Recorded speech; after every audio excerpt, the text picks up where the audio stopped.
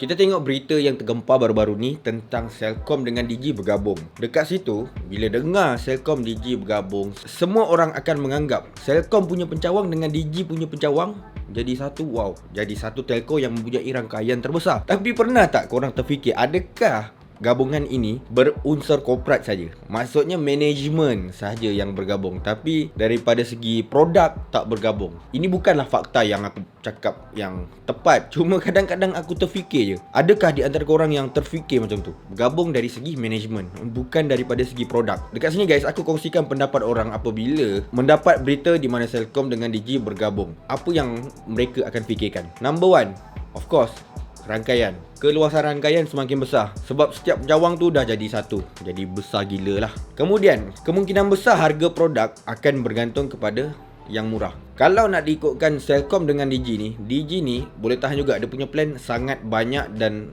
sangat murah. Tak adalah sangat murah, boleh kata lebih murah sedikit daripada Celcom. Ada orang yang akan menganggap Celcom akan follow Digi punya harga. Tapi kita kena fikir juga, bagaimana pula kalau mereka hanya kekalkan harga macam biasa dan still tak satukan harga plan-plan produk diorang. Dikuatiri macam tu, tapi ini kadang-kadang terfikir je lah. Aku tak tahulah betul ke tak kan. Benda yang terlintas dalam kepala. Lepas tu orang akan menyangka ianya akan menjadi satu telco yang quality servisnya semakin meningkat. Okey, cuba kita fikir daripada segi logiknya. Dalam dua kawasan berbeza kan, kawasan A dengan kawasan B. Kawasan A ni kita pakai Digi, congest, line sesak. Kawasan B kita pakai Celcom, congest ataupun sesak juga. Kalau pakai Digi, congest, tapi Celcom, congest, so what's the point of telco ni bergabung? Benda ni takkan menyelesaikan masalah. Digi dah congest, Celcom dah congest, lepas tu dia wujudkan satu telco baru dan orang semua berpindah ke telco tu pun dia jadi congest juga. Sebab kadang-kadang aku masih terfikir juga, ni ada lagi benda baru terfikir kan.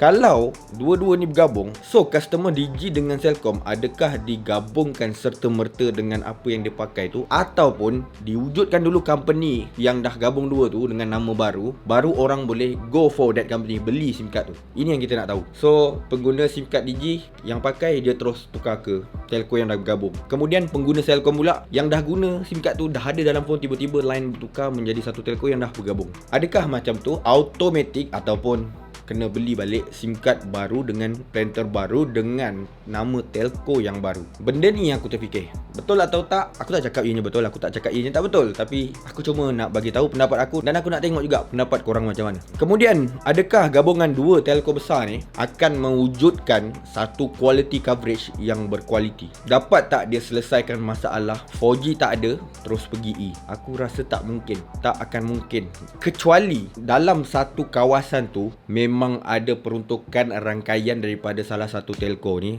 dua-dua telco pun ada dekat situ dan menyeluruhi kawasan itu. Sebagai contoh, kalau aku dekat rumah ni sekarang kan, aku dalam studio ni, aku pakai Digi tak ada line E dan aku pakai Celcom ada 4G, okey, selesai masalah. Kalau keadaan yang macam tu memang truly selesai. Kalau betul lah rangkaian dah bergabung dan coverage pun dia bagi bergabung sekali jadi satu, benda ni memang selesai masalah dia. Sebab bila kita tak ada 4G dekat Digi, kita akan ada backup 4G daripada pencawang Celcom. Itu yang kita nak. Tapi kalau dua-dua tempat memang dah tak ada 4G, ke laut memang teruk, jangan mimpilah gabungan ini memberi manfaat kepada korang. Ada lagi satu benda yang aku terfikir. Korang tahu tak, telco-telco anak buah ataupun telco-telco MVNO banyak duduk dekat telco mana? Of course, Celcom dengan Digi. Dan bila Celcom dan Digi bergabung, adakah telco MVNO ni akan duduk di bawah satu telco yang dah bergabung tu, ataupun dia pindah ke macam mana? Aku tak tahu. Korang rasa macam mana? Adakah rangkaian itu dikekalkan ataupun masih berpecah?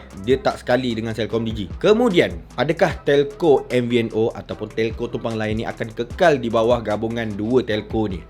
Korang rasa macam mana? Bila dua bergabung ni, benda ni jadi saingan tau. Kalau bergabung, jadi diorang fight dalam satu rangkaian yang sama. Terlalu banyak produk yang berada di bawahnya yang dipanggil MVNO. Lepas tu, ada risiko-risiko lain, sama ada telco utama bergabung tapi telco MVNO di bawah tidak bergabung. Itu macam tak logik lah. Tapi macam aku cakap tadi, benda ni kadang aku terfikir, jadi aku kongsikan juga. Gabungan ni menjadi satu gabungan yang besar tau, disebabkan Celcom sahaja, company yang tumpang lain ni berapa banyak? Digi aku rasa tinggal Tone Wow aja kot. Tone Wow aja yang pakai Digi. Dulu adalah Clickster ke apa kan. Aku rasa okey, macam macam Digi ni yang tumpang lain satu je lah. Kita anggap Tone Wow saja. Celcom yang banyak gila ni dengan XOX dia, TuneTalk, Red One, Yudu nya lagi. Dekat berita kita cuma nampak Yudu akan dihapuskan, tapi ada pertikaian di sebalik tu. Ada berita baru pula di mana Yudu akan dikekalkan. Tapi apa cerita telco-telco lain ni? Kenapa dalam banyak-banyak telco MVNO yang ada, kenapa Yudu yang bersiko ketika itu? Berita Yudu untuk dihapuskan ada ketika itu. Telco lain apa cerita? Something fishy dekat situ. Jadi pengguna-pengguna yang menggunakan line telco yang tumpang-tumpang line yang MVNO ni, adakah ianya berisiko apabila Celcom dengan Digi ni mula bergabung? Apa pendapat korang? Kongsikan di ruangan komen di bawah. Consider to subscribe, like kalau suka, share kalau berguna. I'll see you guys on my next video. Bye.